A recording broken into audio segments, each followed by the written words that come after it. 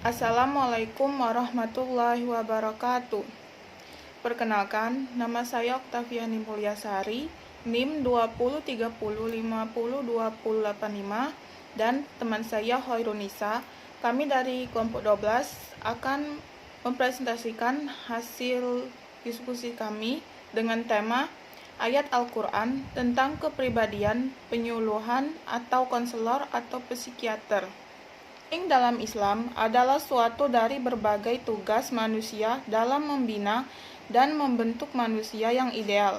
Bahkan bisa dikatakan bahwa konseling merupakan amanat yang diberikan Allah kepada semua Rasul dan Nabi-Nya. Dengan adanya amanat konseling inilah, maka mereka menjadi demikian berharga dan bermanfaat bagi manusia, baik dalam urusan agama, dunia, pemenuhan kebutuhan, pemecahan masalah, dan banyak hal lainnya. Konseling pun akhirnya menjadi suatu kewajiban bagi setiap individu muslim, khususnya para alim ulama. Kualitas pribadi konselor merupakan faktor yang sangat penting dalam konseling. Beberapa hasil penelitian menunjukkan bahwa kualitas pribadi konselor menjadi faktor penentu bagi pencapaian konseling yang efektif.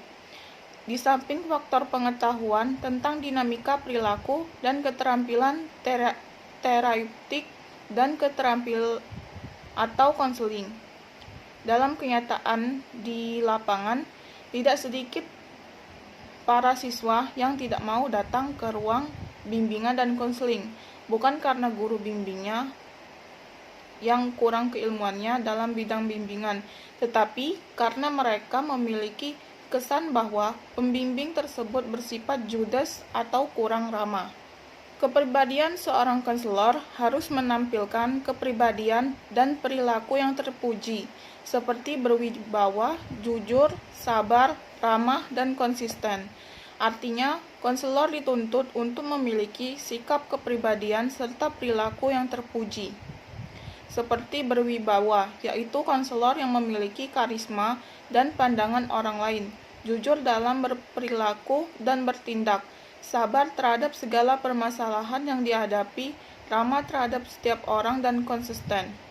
Seorang konselor harus menampilkan emosi yang stabil, artinya konselor memiliki kesehatan mental yang baik, bahwa emosi yang stabil dapat dilakukan apabila kesehatan mental konselor dapat terjaga dengan baik. Seorang konselor harus peka, bersikap empati, serta menghormati keragaman dan perubahan. Peka artinya konselor dituntut untuk peka terhadap segala permasalahan, baik itu pada diri sendiri maupun bagi konseli. Bersikap empati artinya turut merasakan apa yang orang lain rasakan. Menghormati keragaman dan perbedaan, artinya konselor menghargai keragaman sosial budaya yang berbeda dari dirinya. Perubahan artinya konselor harus peka terhadap perubahan zaman, baik itu menyangkut teknologi, informasi, maupun perubahan yang terjadi pada lingkungan sosialnya. Seorang konselor juga harus menampilkan toleransi tinggi terhadap konseli yang menghadapi stres dan frustasi. Artinya adalah konselor turut berempati dan bersimpati terhadap permasalahan konseli dengan menampilkan toleransi tinggi agar dapat mengurangi stres dan frustasi yang dialami oleh konseli, seperti toleransi tinggi terhadap musibah yang dihadapi konseli. Berikut ini adalah ayat tentang kepribadian konselor, di antaranya Quran Surat Luqman 18-19. Tafsir dari Surat Luqman ayat 18-19 ini menerangkan lanjutan wasiat Luqman kepada anaknya, yaitu agar anaknya berbudi pekerti yang baik dengan cara jangan sekali-kali bersifat angkuh dan sombong, membanggakan diri, dan memandang rendah orang lain. Tanda-tanda seseorang yang bersifat angkuh dan sombong itu ialah bila berjalan dan bertemu dengan orang lain, ia memalingkan mukanya, tidak mau menegur atau memperlihatkan sikap ramah, berjalan dengan sikap angkuh seakan-akan ia yang berkuasa dan paling terhormat. Dan dalam sebuah hadis Rasulullah bersabda yang artinya, janganlah kamu saling membenci, janganlah kamu saling membelakangi, dan janganlah kamu saling mendengki, dan jadilah kamu hamba Allah yang bersaudara. Tidak boleh bagi seorang muslim memencilkan atau tidak berbaik dengan temannya lebih dari 3 hari. Hadis riwayat Malik dari Anas bin Malik.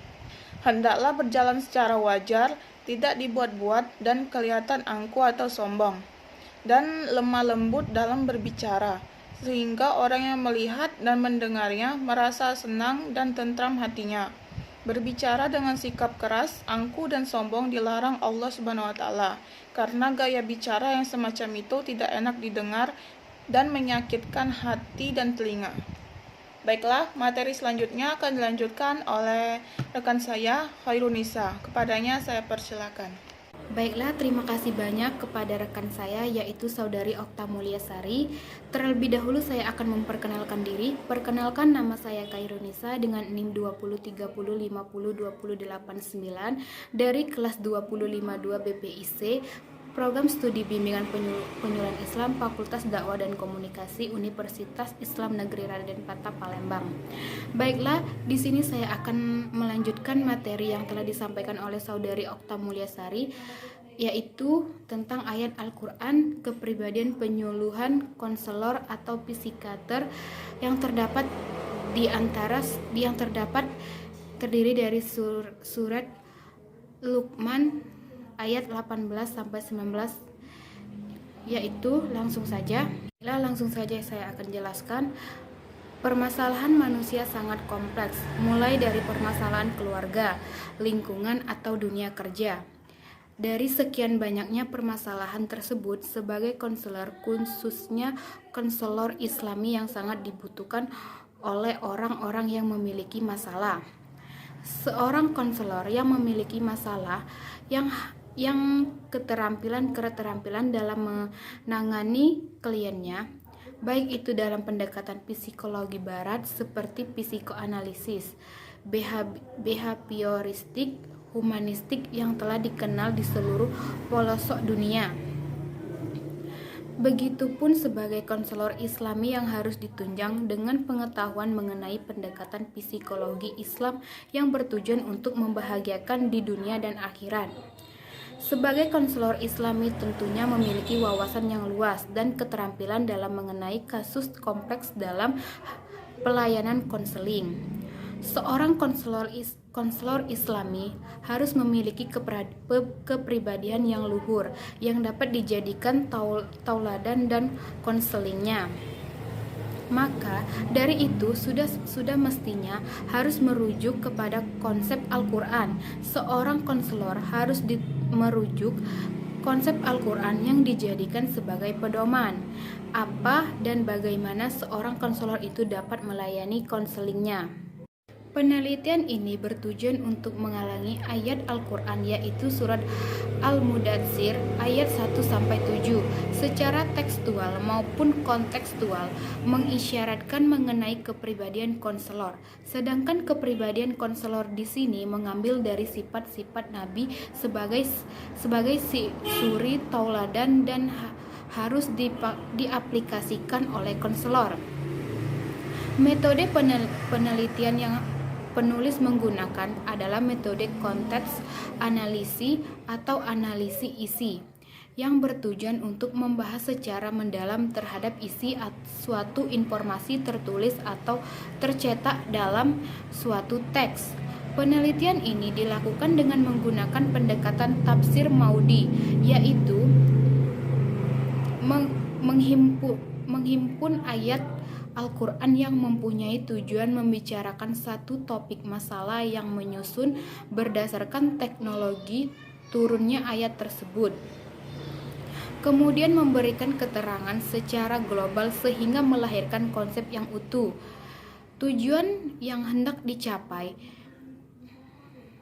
dari penyusun skripsi ini adalah untuk mengetahui kepribadian konselor perspektif Al-Quran surat Al-Mudatsir ayat 1-7. Dalam hal ini konselor mengambil suri tauladan yang baik dari seorang nabi yang harus diaplikasikan sebagai konselor Islam. Dari hasil analisis itu menunjukkan bahwa dari ayat tersebut, walaupun secara tidak tekstual menunjukkan kepribadian konselor, namun secara kontekstual melahirkan beberapa kepribadian dari diri Nabi yang harus diaplikasikan sebagai konselor Islami, seperti seorang konselor Islami yang harus mempunyai wawasan luas, mempunyai akhlak yang baik, mencintai kebersihan serta sabar dalam menangani pelayanan konseling. Baiklah, mungkin itu saja yang dapat saya sampaikan dari materi ayat Al-Quran tentang kepribadian penyuluhan konselor atau psikiater yang terdapat dalam surat Luqman ayat 18-19. Apabila ada perkataan salah, saya mohon maaf. Kepada Allah saya mohon ampun. Wabillahi taufiq walhidayah. Wassalamualaikum warahmatullahi wabarakatuh. Assalamualaikum warahmatullahi wabarakatuh. Perkenalkan, nama saya Nurjana, NIM 2020502066 dari kelas BPIC. Di sini saya akan menjelaskan materi selanjutnya mengenai kepribadian seorang penyuluh, konselor maupun psikiater dalam sudut pandang Islam. Ya, sebagaimana yang sudah dijelaskan bahwa seorang konselor ini harus memiliki keterampilan-keterampilan dalam menangani kliennya, baik itu dalam pendekatan psikologi barat seperti psikoanalisis, behavioristik, humanistik yang telah dikenal di seluruh pelosok dunia.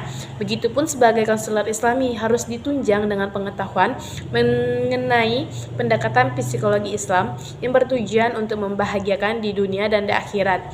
Sebagai konselor Islami tentunya memiliki wawasan yang luas dan keterampilan dalam menangani kasus yang kompleks dalam pelayanan konseling. Seorang konselor Islami harus memiliki kepribadian yang luhur yang dapat dijadikan tauladan oleh konselingnya. Maka dari itu, sudah semestinya harus merujuk kepada konsep Al-Quran yang akan dijadikannya sebagai pedoman apa dan bagaimana seorang konselor itu dalam melayani konselingnya. Sebagai contoh, pada surat Al-Luqman ayat 18 dan 19 yang berbunyi, A'udzubillahi minasyaitonirrajim, Bismillahirrahmanirrahim, wala tusa'ir khadaka linnasi wala tamshi fil ardi maro innallaha yuhibbuka kulla mukhtalin fakhur, yang artinya dan janganlah kamu memalingkan wajah dari manusia karena sombong, dan janganlah kamu berjalan di bumi dengan angkuh. Sungguh Allah tidak menyukai orang-orang yang sombong dan membanggakan diri. Kemudian yaitu waqsid fil masyika waqdud min sautik inna ankarol aswati la sautul hamir, yang artinya dan sederhanakanlah dalam berjalan dan lunakkanlah suaramu, sesungguhnya seburuk-buruk suara ialah suara keledai.